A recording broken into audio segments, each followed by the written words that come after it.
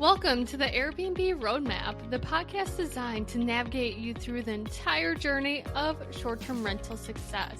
Whether you're just starting out or ready to take your hosting game to the next level. My husband and I became super hosts within just months of launching our first Airbnb and have proudly kept that title ever since. With over 350 reviews and an overall 4.95 star ratings, we picked up a hack or two I'm excited to share with you.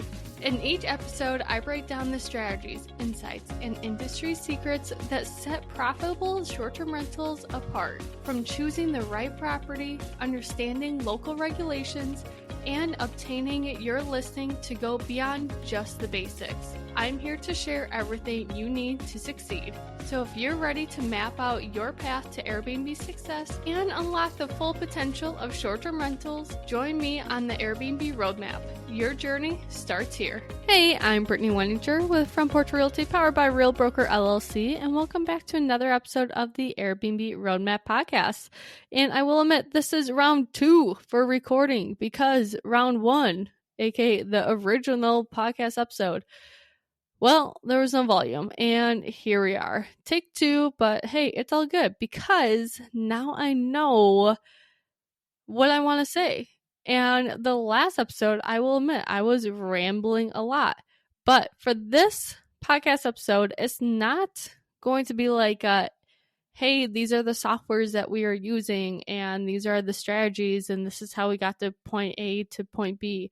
It's not going to be that episode. This is literally just like what we learned from this renovation. And I will admit, there were some things that we would have done differently, but also we didn't know at the time. And that's all about learning, like you learn from it, you make the mistakes, you learn from it, and then you move on. Well, that is what we are doing with this property. So this property is with some investor friends of ours that live in Texas, and absolutely amazing people, like love them to death. What we did for this property was pretty much, and I'm just going to say like start from finish, is that Clay and I, he always just like scrolls on Zillow all the time.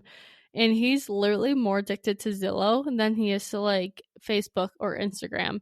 So he sent me this one property, and we weren't even like really looking for a property.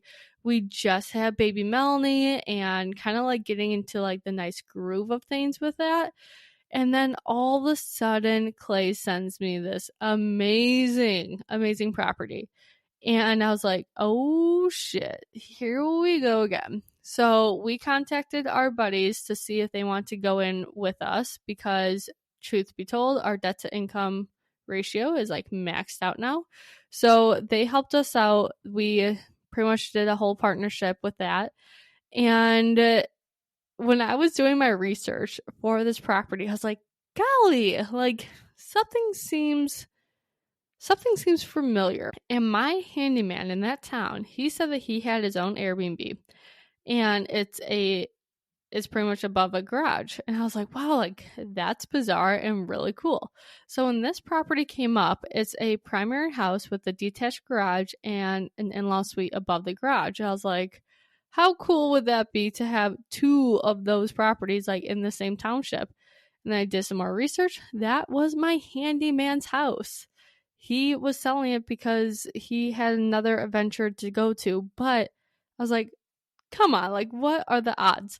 So we got it under contract, and while it was under contract, it was pretty much like go time of do all the designs, get all the furniture ordered, like all of that stuff. Well, there was one big hiccup that was super annoying. So if you don't know what Matterport is, it's like if you go on Zillow, it's pretty much, it kind of looks like a dollhouse. You can like zoom into the property and then do a walkthrough through the property virtually. And that's what Matterport is. So I was trying to find someone to do Matterport service all over. Like I should not have had such a hard time finding Matterport services. My photographer here in Madison, Wisconsin, he does it. And I thought that was just like normal. but I guess not. So I finally found someone. He was kind of like a honky-donk type of dude. And he was like, yeah, I could do this Matterport for you. How much are you going to charge me? I love how I have like a weird accent with him. And I gave him a price. I was like, I'll pay you this. He's like, sounds great. I was like, okay. Like, now we're talking. Well, he goes there and does, the services. Get the email of the like layout and all that stuff. And well, the whole reason why we got Matterport was to figure out the measurements of the whole house, because interior designers need that for their design. Looked at it and I was like, oh my God, there's no measurement anywhere. And that was the whole purpose of getting this Matterport, was to get measurements so I can give it to my interior designer and then she can plug in all the furniture. Well, he was like, oh my golly, I didn't know that that's what you need it for. Like, my goodness. And he does not have a southern accent like that. Like, I'm just making this shit up. Anywho, luckily, we could literally transfer that like rendering to my photographer down here, and he was able to add the measurements, because what we realized is that Matterport has like different payment methods, not payment methods, but like different payment plans. And the payment plan that he, like the guy up north, had was just like the very basic. The payment plan that my photographer down here has is like the advanced one and like all the cool features. So he was able to get the measurements, which was a lifesaver, because then I was able to give that to our interior designer. So that turned out very well. And she, the interior designer, she then did the whole design for us, which was really great. But I will say some things that I don't know if I would do in the future. And it's not anything that she did. It's just my lack of like communication. So I think that there's a huge hiccup between interior designers and actually like handyman work, because I am getting more into like the handyman stuff, because like low-key, like my husband needed help with a lot of stuff. Not like he couldn't do it, it's just like timing. I need to like step up and like start assembling and hanging photos and all that stuff. Anyways, well, one thing is that there was some things that were on the design that were very, very difficult to actually do. For example, wallpaper on ceiling. That was damn near impossible to do. Would it have looked really cool? Absolutely. But doing it was like not good. Clay and I literally did like, I would say maybe 3 or 4 feet of this wallpaper on the ceiling. And within the 3 to 4 feet of wallpaper that we're putting on the ceiling, we got into like 3 or 4 fights. It was bad. And I just stopped. I was like, this is not worth my marriage. We're going to stop and we're going to put it just like on the accent wall. Now, again, would have been really cool if it was on the ceiling. Absolutely. Like, that would have been such a vibe, because there's bees, like bumblebees, and that's just cool, So that was one thing. And then the other thing is that she mentioned that for interior designing and just like designing overall, you need to have the curtains be like by the ceiling and then wide enough that it like barely touches the actual like window. So everything's like tall and wide. Well, this property came with all the curtain rods already installed. So I was like, all right, I don't think that you realize, and she probably did, I'm just kind of like being annoying. I don't think that you realize that changing the location of a curtain rod is a lot easier said than done. So you need to take off the curtain rod. You need to putty the existing holes. You need to sand that down. You need to get the exact paint and paint over those holes. And then you can change the location of the curtain rod. Just move it up 3 inches and over 3 inches. Like, not worth it. So there was some things that, again, lack of my communication of being like, hey, like, we're not actually going to do this. This doesn't even make sense. Also, another thing, and again, my fault, was in the movie theater, there are some decorative, like, ceiling tiles that would have totally like made the movie theater more of a vibe. Well, with movie theaters, and like bless my dad's heart, because I FaceTime him and I told him the idea and he was like, I wouldn't do that. Kind of like a wise dad. Like that's just what a wise dad would do, being like, I don't know about that, Britt. And normal ceiling tiles are thick and they pretty much absorb the sound. Well, the ceiling tiles that we purchased and now returned, they were just like very thin plastic ones. And granted, yes, they looked really cool, but functionality wise, not cool. And we could have taped like the decorative one to the actual ceiling tile, but that would have just been a huge headache. And then also like trying to cut those decorative ones to size would have also been a headache. So we just honestly returned the decorative ones and then painted the existing ceiling tiles. And then that kind of like worked out. But if my dad didn't mention anything, we would have gone through all of that trouble with these damn decorative ones. And then I would have been more pissed. So thank you, Dad. But that was kind of like interior designers, 100% worth it. I love Abby. She did our property. And yeah, they're worth it. It's just you have to figure out like what design is actually worth it for you. So do you want to go through all the trouble to moving all the curtain rods? Me? No, I didn't whatsoever. Another thing too is that my I shouldn't say original, but the interior designer that I used for the property that we did pretty much like a year ago, what she did was she actually ordered all of our furniture for us. So she sent us all the furniture, said, please say yes or no to all this stuff. Once we said yes, then she ordered everything in one lump sum, and then all of this stuff came to our house, and we were like definitely like overflowing with just like boxes and boxes.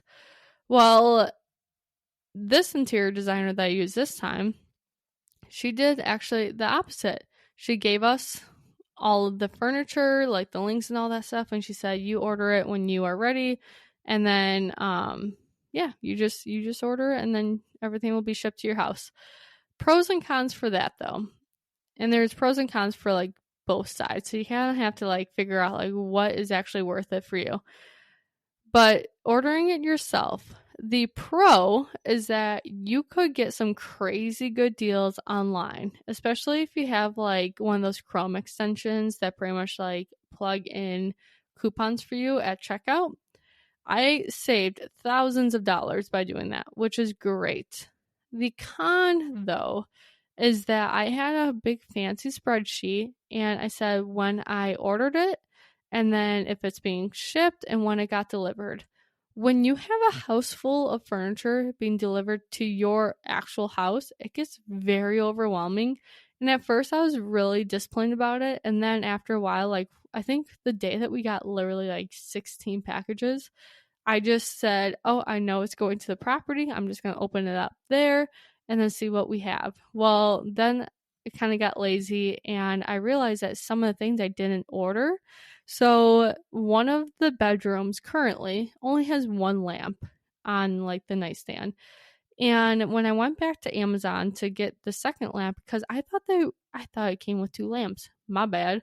So when I saw there was just one, I went back on Amazon. I was like, all right, let me just like order the other one. Like, no biggie. Well, now it said that it's out of stock. And it's been out of stock for like a month now. So I'm just going to have like the photographer like take like a very certain picture I'm imagining in my head. And pretty much just say like, please don't show that it's missing a lamp. I will get it. I don't want to like delay photos even more because of this lamp. So that was kind of annoying.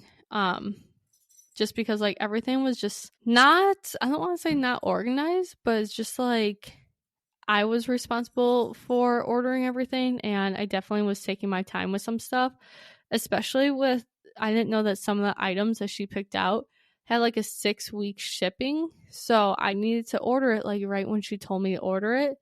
And of course I didn't. So when I saw that like, hey, this couch won't be delivered till like January 15th or something like that, I had to pick out a new one, and kind of threw off like the whole vibe of the room. Like, for example, we had this really cool like dark cherry couch. Well, because that wasn't going to get here till like January 15th, we chose like a charcoal gray couch, and it kind of threw off the mood. But I mean, overall, are guests going to be happy? Yes. Now, that was like the pro and con about ordering it yourself.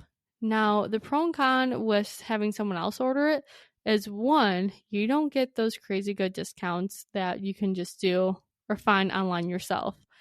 The other part, though, is that there was a lot of items that I didn't see like the size of it. So one of the items that I approved on her list was like a rock house, I guess. And I didn't realize that it was literally 2 inches tall and 2 inches wide. And it cost me like $50. And I was like, yeah, no. So I then tried to return it, and I did, but the process was really long because I had to then email this interior designer and say, hey, I need to return this. I'm not paying $50 for like a 2-inch rock. I can literally find it like in my backyard. So the return policy was quite difficult. It was really nice though, just having her just order everything, and then everything just got shipped here. Then I didn't have to worry about like lead time because I just ordered everything like one go, like one click, and then I was good. The other thing that I will kind of mention about like the two different types of interior designers is that the first one was kind of like more of corporate-y interior designer, like very like systematic, and I only had 3 revisions, and I couldn't ask her like just any random question. Whereas my friend that's an interior designer that specializes in Airbnbs, I said, hey, I'm at the store at home. Can you approve of these photos I'm going to get for the walls? And then she just said yes or no. And she was like very straight up. Like some of the items, she was like, do not do that. I'm like, oh, okay, cool. Like, thank you. This is why I am not an interior designer. So that was a whole like learning thing just based off of like, hey, this is how the first interior designer did it, and this is how Abby does it. And truthfully, like I will be definitely using Abby again. She was really good. She took what I said to heart of like, I want it funky, I want it cool, and she made it happen. So that was really great. And then also when the first week of us owning the property, Clay and I just kind of did this whole like demo kind of weekend, and that was another kind of like oopsie that honestly like I did not think would be a problem, and that is paint. Guys, literally paint is like my worst nightmare now. So all of our other properties, we pretty much like painted the whole inside like ourselves because it was dark, dingy, or like just terrible colors. This property was pretty turnkey. All the paint colors were good. We weren't going to paint anything, except Clay went through the whole house and put putty into all of the walls and sanded it down because we're going to paint over that so that all the walls looked really good. Makes sense. Well, our handyman he always tells us, label your paint cans. That way I know that like if I need to touch up this bedroom, I know what paint it is. So he was very like, he's always on us for this. So I was figuring, I was like, all right, it's his old house. He would definitely have all the paint cans labeled. Well, unfortunately, every single room in that house was a different color in very slight ways. Like they're all like a different shade of gray. And his paint cans were not labeled. And I shouldn't say not labeled. They were, but like to his knowledge, like it said Michaela's room. What, like who's Michaela and what room? And it was really frustrating because I would literally do touch-ups in one of the rooms thinking that it was like definitely the color. Once it dried, it was definitely not the color. So I did that probably like 5 times. I was getting real pissed. And we also like, if you're thinking like, hey, you could like get color match at Home Depot or Menards. Yes, I know about that. but you will never get the exact same color. Exact. And when it's a blank wall and there's just one little spot that's like a tone off, then you are going to notice it. And it drove me nuts. So that was a big annoyance. But anyways, that was like pretty much the roughest part of this property turn besides the assembly. And also, well, okay, backtrack. We did hire some things out, and we did say from the start that we were going to hire some things out, but I think that Clay and I just have too much pride in what we do, and it was hard for us to, like, you know, put that money towards something that we could have done ourselves. Except this was one thing I know for a fact I could not have done myself. We painted the inside of the garage door and also the garage ceiling, and there's this one wall that has a lot of cubbies in it. So we hired a interior painter and he sprayed everything down and it looked amazing. We also hired our handyman to go into his old house and he sprayed the ceiling tiles for the movie theater. And then also the painter did these really cool stripes on the ceiling that's waterfalling down into another wall. So there was some things that we hired out. I think I would have wanted to hire out more stuff, but at the end of the day, it was really hard to put money behind something that we could have done ourselves, and we did do ourselves. So our next property, I think I want to definitely budget better for hiring some things out because we are getting old. And I don't want to say like we're old. We're not that old at all. But it definitely takes a toll on us. Like back in the day, we would have like waken up at 7 a.m. and didn't go to bed till like midnight and then do it all over again and not feel any pain. This was not the case this round. We literally got up at like probably like 6 o'clock. We would go to bed at 8 p.m., wake up at 6, go to bed at 8 p.m. So we felt it a little bit more, and like Clay's body was hurting, my body was hurting. Oh my gosh, okay, side story. We installed a fence ourselves, and there was this one post that we just could not get into the ground. I was getting pissed. I was like, I'm just gonna take this post driver, I'm just gonna drive it in. And yes, we had the gas one too, but like this one just needed a little manual touch, you know? I was on a ladder. Clay was holding the ladder, and I told him, I was like, hey, I'm coming down. He didn't hear it. I swung, not that hard, guys, I swear. I swung the post driver that's literally like 25 pounds, swung it down, and it hit his head so hard. I literally heard I just scared the crap out of my dog. I heard that part, and it was his head that was like definitely in the way of the route that the post was taken, I guess. Pretty much, long story short, I hit my husband with a big post driver in the head, and he was not knocked out. It's all good, but he did have a huge headache, and I thought he got concussion. I was like so ready to take him to the hospital. So sorry, but yeah, that was not good at all. So other than almost knocking out my husband, everything was like pretty good. Not gonna lie. It was really smooth, but it was very challenging to do with a baby that was crawling. Oh my gosh. Melanie started crawling middle of renovations, and that kind of threw a little loop because not only like did I have to watch her and play with her, I also had to like get some stuff done, and that was a little challenging. We did have a lot of parents, like grandparents, come and help out, so very thankful for that, but that was a little rough, especially like hearing baby Melanie like laugh and all that stuff, not in front of me but like with the grandparents, and then I was like downstairs like sweating doing renovations. I was like, oh, I just want to play with my daughter. But we're done, like literally just waiting for photos. The sauna finally came, which that was a whole shenanigans. So when you order something pretty expensive off of Amazon, sometimes you have to call the company that is selling that product and set up delivery. We finally contacted this company. I was like, you guys delayed the sauna by like 2 weeks. WTF. Like, we are literally waiting for the sauna to, get photos and then put it up on Airbnb.